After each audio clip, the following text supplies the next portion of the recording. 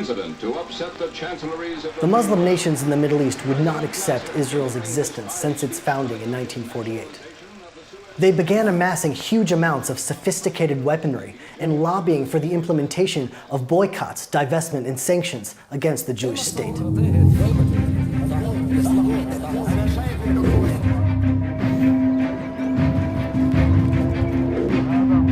On the 15th of May, 1967, on Israel's Independence Day, a 3-week period began, which was one of the most tense and fearful periods in Israel's history. In direct contravention of international agreements, Egyptian leader Jamal Abdel Nasser removed the UN peacekeeping forces and began moving tens of thousands of soldiers and hundreds of tanks into what was the demilitarized Sinai Peninsula towards Israel's southern border. Egypt also blockaded the Straits of Tiran, an open international waterway which was essentially a declaration of war.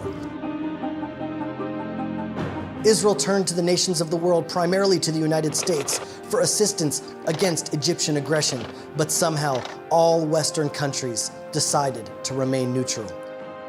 Very quickly, it became apparent that the promises were all but forgotten. Israel, with 2.5 million Jews, was left alone to face the might of the Arab nations. Egypt, Syria, Jordan, Iraq, and Lebanon formed a military alliance and began moving forces into Jordan towards Israel's borders.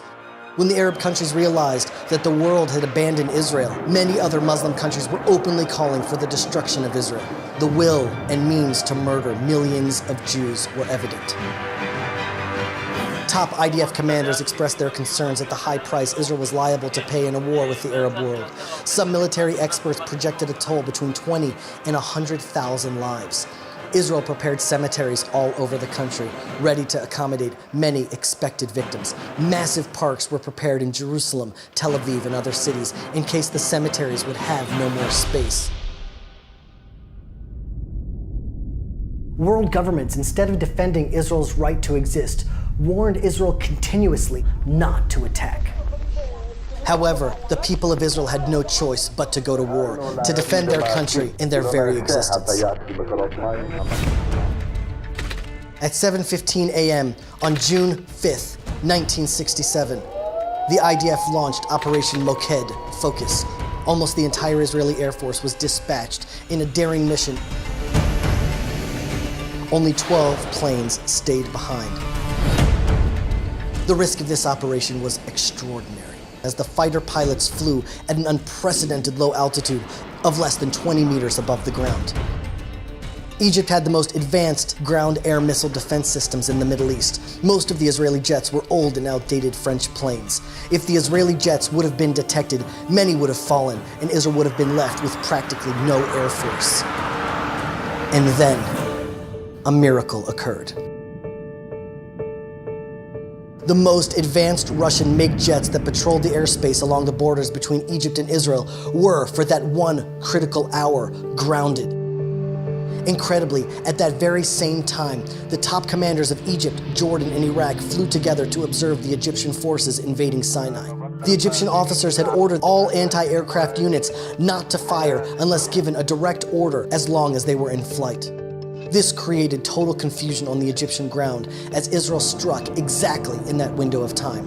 By 7:45 a.m., the high hand of Providence resulted in the Israeli Air Force reaching all the Egyptian airfields without even one plane being detected.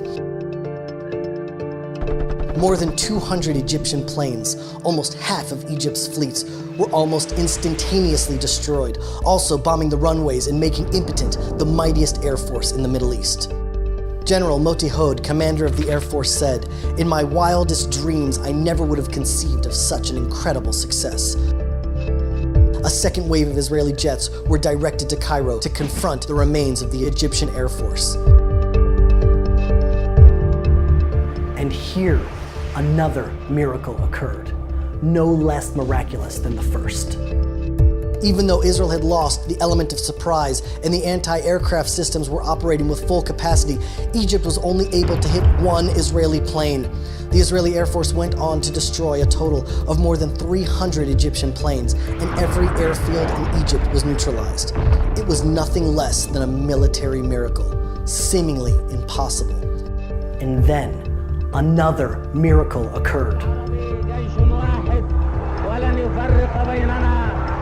It was as if God hardened the heart of the Egyptian president Nasser, who continuously gloated about his glorious military victory over Israel. In the Arab media, President Nasser spoke of the end of Israel's air force and of the Egyptian tanks on their way to Jerusalem. Jordan, Syria, and Iraq believed these bombastic statements and wanted to join him in the great victory against the Jews. All the Arab air power struck simultaneously on multiple fronts. In almost any other scenario, Israel would not have been able to respond as quickly as it did. The timing was seemingly orchestrated to position Israeli jets exactly where they should be. Not in 6 days, but in 6 hours, the war was won. A biblical prophecy comes to pass as the forces of Israel sweep on in an astonishing triumph of strategy. After achieving air supremacy, her forces thrust like an avenging sword at the very heart of Arab self-confidence. And then, perhaps, the greatest miracle of all, a miracle Israel never expected: Jerusalem.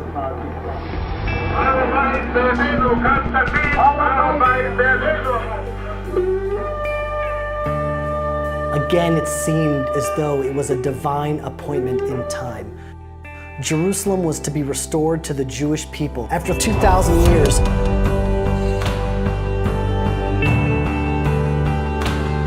the enemies of Israel had twice as many soldiers as we did, 3 times as many planes, 4 times as many tanks. The odds were stacked against us on every military front. The love of Israel, self-sacrifice, and courage of the Israeli soldiers, combined with divine guidance and assistance, made these miracles possible. Yitzhak Rabin, then the Minister of Defense, was given the honor of giving the war its name. He chose the 6-day war, recalling the 6 days of creation, as Israel too was created with the liberation of Jerusalem. As the center of gravity of the Jewish people has now returned to the land of our fathers, the Torah center of the world has once again returned to Jerusalem. The chief rabbinate of the State of Israel has established the 28th of Iyar, a day of Hallel and Hodayah, praise and thanks for the salvation of our people and the liberation and return of our capital, Jerusalem. Jews in Israel and in every country in which they reside come together in prayer and celebration. Similar to Hanukkah and Purim, it sometimes takes many years for the miracles to be fully recognized and celebrated. The Mizrahi World Movement is involved in massive community-wide celebrations across the globe, from London to Los Angeles, from Melbourne to Johannesburg to Chicago and Toronto. For 2,000 years, our hope never died. Our faith as a people never wavered. Wherever Jews were and whenever they prayed facing Jerusalem. Whatever happened the night before, whether it was the Crusades, the Inquisition, Muslim oppression, or Nazis in Germany, the next morning a Jew would wake up, dust himself off, put on his talit, face Jerusalem, and pray to come home, knowing somehow, some way, God would bring us back. This is our greatest celebration. To be alive in this generation where the prayers of our fathers and mothers have finally been answered, to be alive and to take part in Jewish destiny. To experience miracles of divine providence, bayamim hahem, bazman hazeh, like in those days, but in our time.